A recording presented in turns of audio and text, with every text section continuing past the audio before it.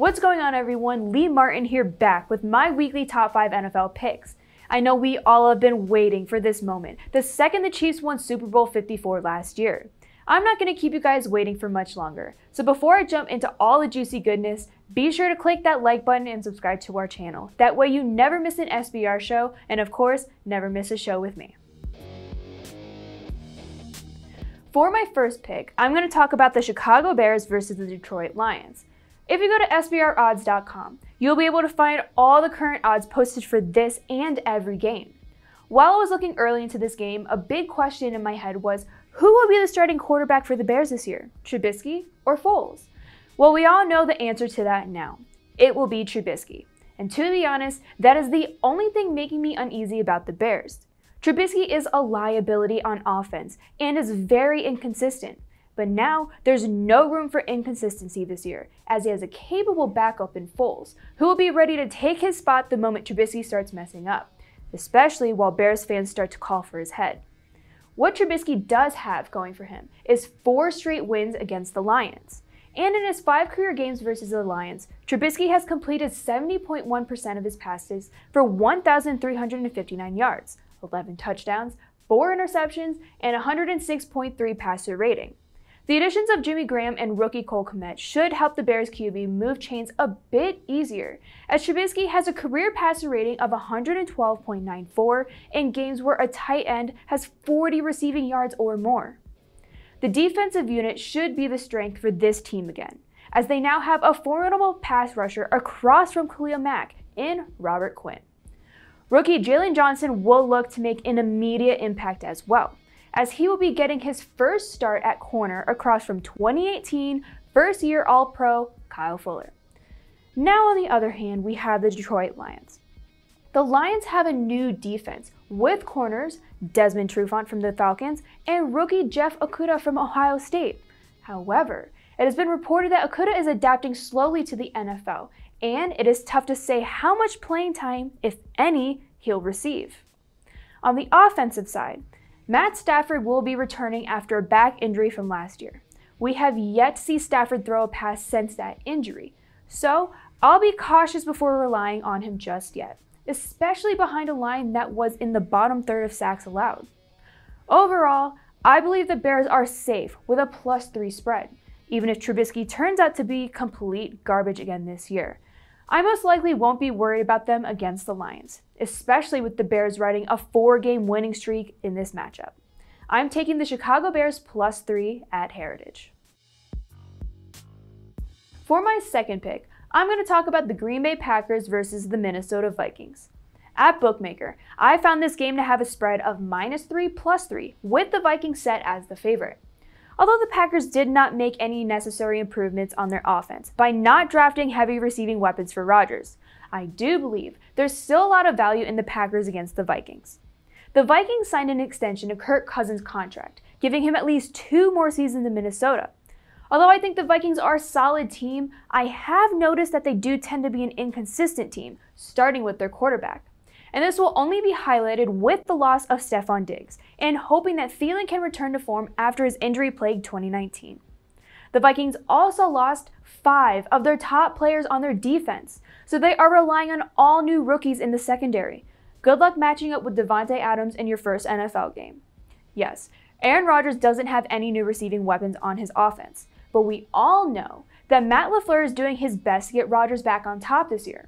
I think Rodgers has what it takes to execute LaFleur's offense to the next level as the team begins year 2 in this offensive system. Not to mention that Green Bay also may have one of the best pass rushing duos in the league with the Smiths. Also, last year, Green Bay beat the Vikings at home in their first game 21-16 and their second game on the road 23-10. I'm confident in a hungry Aaron Rodgers, especially after Green Bay drafted Jordan Love to be his replacement. So, for my second pick, I'm taking the Green Bay Packers +3 at Bookmaker. Now let's move on to my third pick of the week. I'm going to be focusing on the Indianapolis Colts versus the Jacksonville Jaguars. I've been watching the lines, and this matchup opened up with a spread at 6.5 points, with the Colts as the favorite.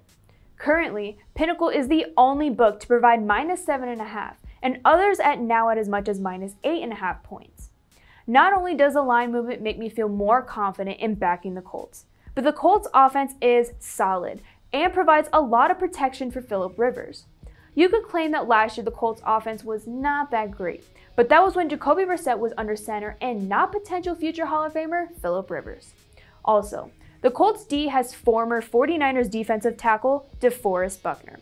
Buckner has a lot of talent that can make other defensive players' jobs much easier. I expect Minshew to have nothing but pressure on him behind a weak offensive line. Last season, the Jaguars finished 6-10 and also finished 26th in the league offensively. To me, that just shows that Jacksonville's O-line does not have enough skill or power to get the job done, but against Buckner or Leonard, especially with no real weapons to have to worry about. If you want to check out the Jaguars defense, well, they did not finish all that great last year either.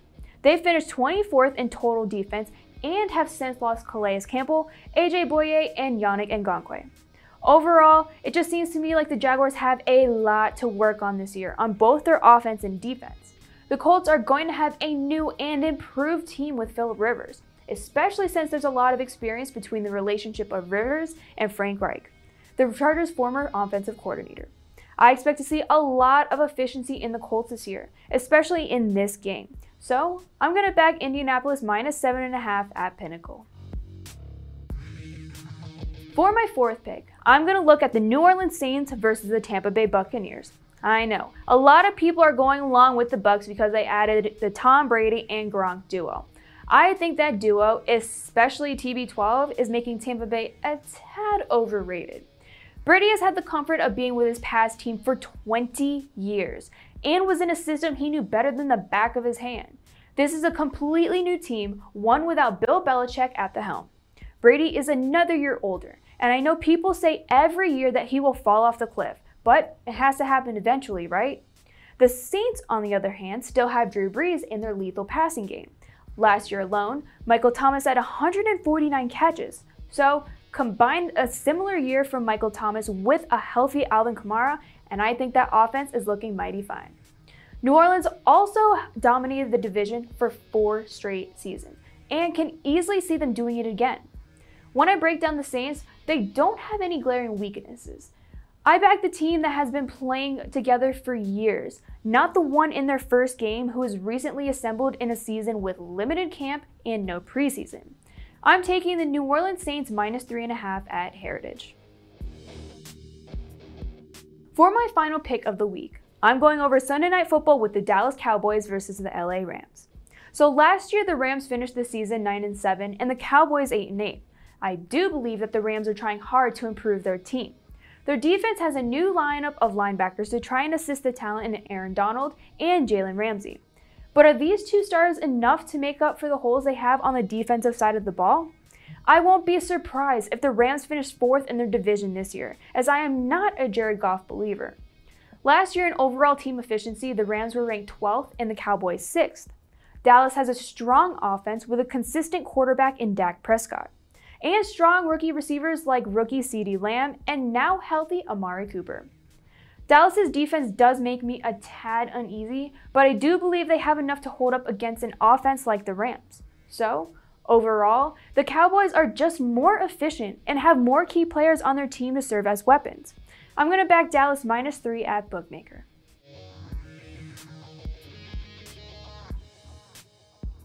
Well guys, that's all I have for my top 5 NFL picks for week 1. If you would like to check out all of SBR's NFL content, then definitely check out our NFL Hub page at sbrpicks.com/NFL. Be sure to also give this video a like and subscribe to our channel, that way you never miss a show. I wish you all the best of luck this week on all of your picks. I'll see you next week.